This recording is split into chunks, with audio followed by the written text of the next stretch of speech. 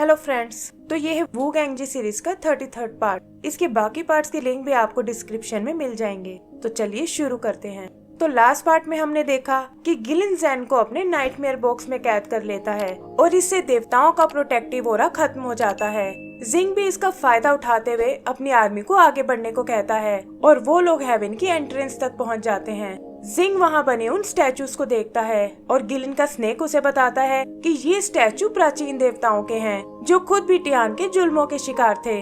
उसने ही इन्हें पत्थर में बदलकर यहाँ की रक्षा के लिए रखा है और हम अपनी डिवाइन पावर से इनकी मदद ले सकते हैं। उधर गिलिन कैंगडाओ और शिनशिन को चेक करने जाता है और देखता है कि वो दोनों बुरी तरह से घायल हैं। गिलिन को लगता है कि अब शायद वो उन्हें बचा सकता है, लेकिन तभी वो ज़ैन को नाइटमेयर बॉक्स से बाहर निकलते हुए देखता है। ज़ैन कहता है कि तुम्हारा बॉक्स भी मेरी सच्चाई का सामना नहीं कर सकता और अब तुम्हें अपने पापों की सजा भुगतनी होगी। वो तीनों भी उसकी ऐसी शक्ति देखकर हैरान रह जाते हैं और उधर शन यन के चेहरे पर भी मुस्कुराहट आ जाती है। ज़ैन के वापस आते ही देवताओं का प्रोटेक्टिव ऑरा भी रिस्टोर हो जाता है और डार्क वंस को इससे चिंता होने लगती है। तब जिंग उन्हें बताता है कि हम पहले ही उनके काफी फाइटर्स को मार चुके हैं और इससे आगे का रास्ता आसान हो गया है।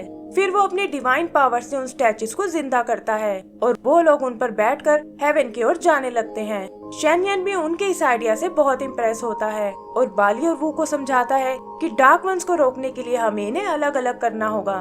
उधर ज़ैन को अपने लोगों के मरने का बहुत दुख होता है और वो गुस्से में अपनी व्हील ऑफ जजमेंट पावर को समन करता है। इससे उन तीनों पर अचानक अटैक होने लगते हैं और ज़ैन बताता है कि ये नेचर की जस्टिस पावर है जहां तुम्हें उन्हीं अटैक्स का सामना करना होगा जो अब तक तुम दूसरों को देते आए हो।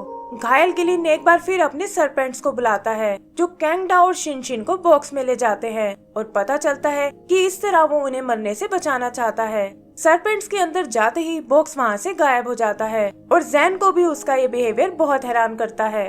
आगे हम शीजिंग को देखते हैं जो अपने फिनिक्स विंग से फैंग पर अटैक करता है, लेकिन जैसे ही वो उसके पास जाने की सोचता है एक इनविजिबल वॉल उसे रोक लेती है जो असल में फैंग की स्टॉर्म पावर से बनी है। तभी फैंग को शन यन का मैसेज मिलता है जो उसे इस लड़ाई को जल्दी खत्म करने को कहता है और ये सुनकर फैंग अपने अटैक्स को बढ़ा देता है। उधर वो स्टैचूज डार्क वंस को लेकर हेवन तक पहुंच जाते हैं और वो सब तेजी से क्रिस्टल माउंटेन की ओर बढ़ने लगते हैं। वू गैंग अपने डैड को बताता है कि फाइनली उसने उनका सपना पूरा कर दिया और जियो भी अपने भाई से प्रॉमिस करता है कि जल्दी ही वो टियान के राज को खत्म कर देंगे। क्यू को भी इससे बहुत सेटिस्फेक्शन मिलता है क्योंकि उसे यहाँ वापस आने की बिल्कुल उम्मीद नहीं थी।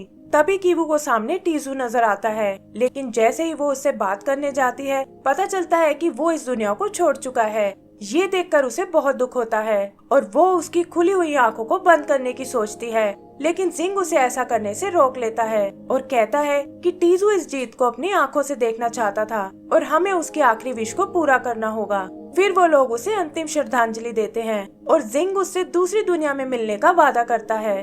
इधर ज़ैन देखता है कि गिलिन हार मानने को बिल्कुल तैयार नहीं है और अपनी स्पिरिट पावर की लिमिट को क्रॉस कर रहा है। वो उसे वार्न करता है कि इस तरह तुम्हारी बॉडी राख में बदल जाएगी, लेकिन गिलिन कहता है कि तुम्हें हराने के लिए मैं किसी भी हद तक जाने को तैयार हूँ। फिर वो अपनी क्रशिंग पावर को समन करता है और उसके सैकड़ों सरपेंट ज़ैन को घेर लेते हैं। जिंग भी समझ जाता है कि गिलिन बहुत बड़ी मुसीबत में है और यहाँ हम गिलिन के पास्ट का सीन देखते हैं जहाँ डार्क वंस की लड़ाई के बीच वो एकदम अकेला रह गया था। कुछ शैतान लोग उसकी इस कमजोरी का फायदा उठाना चाहते थे, लेकिन वो नहीं जानते थे कि गिलिन कोई आम बच्चा नहीं है। गिलिन भी अपनी ताकत को अच्छे से जानता था, लेकिन ये सब शेयर करने के लिए उसके पास किसी का साथ नहीं था और इस वजह से वो बहुत अकेला फील करने लगा था। फिर एक दिन जिंग उसके पास आता है जो उसकी असली पोटेंशियल को जान गया था और उसे इस लड़ाई में अपना साथ देने को कहता है। गिलिन भी उसकी बात मान जाता है और जिंग अपनी आर्मी में उसे एक जनरल बना देता है, लेकिन वहाँ भी वो खुद को बाकी से अलग समझता था और तब शिनशिन और कैंगडाओ ने उसे अपना छोटा भाई बना लिया। आगे जिंग उसे बताता है कि यहाँ हम सब एक फैमिली की तरह हैं और ये सुनकर गिलिन को बहुत अच्छा लगता है। यहाँ से सीन वापस प्रेजेंट में आता है जहाँ अपनी इस फैमिली को बचाने के लिए गिलिन ज़ैन पर अपना आखिरी दाव चलता है, लेकिन ज़ैन की ताकत के आगे वो नहीं टिक पाता और ज़ैन एक बीज में बदलकर उसे एक पेड़ बना देता है। उधर जिंग के पास गिलिन का स्नेक भी खत्म हो जाता है और वो समझ जाता है कि वो अब इस दुनिया में नहीं रहा, लेकिन जिंग जानता है कि ये वक्त शौक मनाने का बिल्कुल नहीं है और वो अपने लोगों को लेकर आगे बढ़ने लगता है। यही हम बाली को देखते हैं जो वू गैंग को दिए अपने चैलेंज को पूरा करना चाहता है, लेकिन इसके लिए वो उनके अलग अलग होने का वेट कर रहा है। यहाँ से हम सीधा हेवन के प्रिजन पर आते हैं जहाँ ओलन ने फाइनली फुई को ढूंढ लिया है जिसे देवताओं ने एक पत्थर में कैद किया हुआ है। वो उसे बाहर निकालने की कोशिश करती है, लेकिन फुई बताता है कि उसकी ये कोशिश बेकार है। फिर वो उसे अपने लिए एक आखिरी मिशन पूरा करने को बोलता है और इसके लिए ओलन को क्रिस्टल माउंटेन में जाना होगा। वो उसे वहाँ एक खतरनाक पावर के बारे में बताता है जिसे अगर नहीं रोका गया तो वू गैंग और डार्क वंस की जान खतरे में आ जाएगी। इधर डार्क वंस को रोकने के लिए वो वहाँ आता है जिसके साथ बाकी सेज किंग्स भी हैं और वो अपना 4 लेवल एरे एक्टिवेट करते हैं ताकि इन सबको अलग अलग किया जा सके।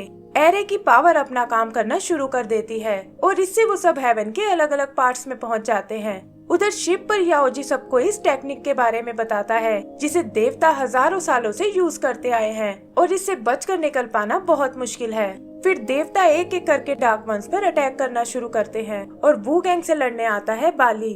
वू गैंग उसे नीचे आकर खुद से मुकाबला करने को कहता है, लेकिन बाली कहता है कि इसके लिए तुम्हें थोड़ा इंतजार करना होगा।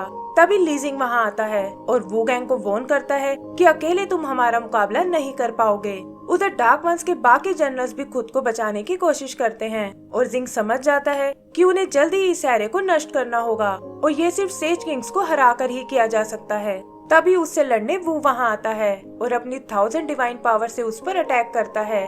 जिंग जानता है कि वो उससे कहीं ज्यादा ताकतवर है और यहाँ सिर्फ उसकी स्पीड ही उसे बचा सकती है। फिर वो भी तेजी से वू की ओर बढ़ता है, लेकिन उसका एक ही पंच उसे दूर उछाल देता है और ये देखकर वो उसकी कमजोरी का मजाक उड़ाता है। तभी वहाँ नीचे कुछ खून की बूंदें गिरती हैं और पता चलता है कि जिंग उसे घायल करने में कामयाब हो गया है। वो उसकी स्पीड से बहुत इम्प्रेस होता है और कहता है कि पहली बार मुझसे कोई अच्छा फाइटर टकराया है। जिंग देखता है कि उसका घाव अभी तक वैसा का वैसा ही है और वो उससे उसके प्रोटेक्टिव ऑरा के बारे में पूछता है। तब वो बताता है कि सेज किंग्स को किसी भी प्रोटेक्शन की जरूरत नहीं है और इस बार जिंग उसके वार से नहीं बच पाएगा। आगे हम जियो को देखते हैं जो जानता है कि ये चक्रव्यूह सेज किंग से जुड़ा हुआ है और उनके मरे बिना वो यहाँ से नहीं निकल सकते। तभी उसका सामना करने जैन वहाँ आता है और पूछता है कि आखिर एक इंसान के पास ऐसी तलवार कहाँ से आ गई। तब जियो बताता है कि इसका नाम हेवन पनिशर है और इसे स्पेशली मैंने देवताओं को मारने के लिए बनाया है। उधर फैंग एक बार फिर शीजिंग को रोकने आता है और उसे बताता है कि इमोर्टल होने के बावजूद मैं तुम्हें रोकने का तरीका ढूंढ निकालूंगा। शीजिंग उस पर अटैक करने की सोचता है, लेकिन इस बार भी वो उस तक नहीं पहुंच पाता और तब फैंग उस पर अपनी रे पावर यूज करता है। इससे निकली रे शीजिंग को भेदती हुई पार निकल जाती है और इससे पहले कि वो खुद को संभाल पाए फैंग उस पर अपना दूसरा अटैक करता है। शीजिंग खुद को उसके अटैक से दूर ले जाता है और अपनी ताकत इकट्ठा करके एक बार फिर उस पर अटैक करने आता है। इधर फुई ओलैन को बताता है कि उसका शिकार और कोई नहीं बल्कि खुद टियान ही है और ये सुनकर ओलैन चौंक जाती है। मिशन पूरा करने के लिए फुई उसे अपनी बची हुई डिवाइन पावर देता है और ये लेकर ओलैन वहाँ से जाने लगती है। तब फुई उसे रोककर उसे माफी मांगता है क्योंकि वो जानता है कि ओलन ने अपनी लाइफ में बहुत दुख देखे हैं और इस बार भी वो उसे मौत के मुंह में भेज रहा है। लेकिन ओलन उसे बताती है कि मैंने आपको हमेशा अपने फादर की तरह समझा है और मेरी लाइफ पर आपका पूरा हक है। फिर वो क्रिस्टल माउंटेन की ओर निकल जाती है और इसी के साथ हमारा ये एपिसोड भी खत्म हो जाता है। तो दोस्तों, इसका अगला पार्ट देखने के लिए प्लीज हमारे चैनल को सब्सक्राइब करें और बेल आइकन दबाना ना भूलें। Thank you.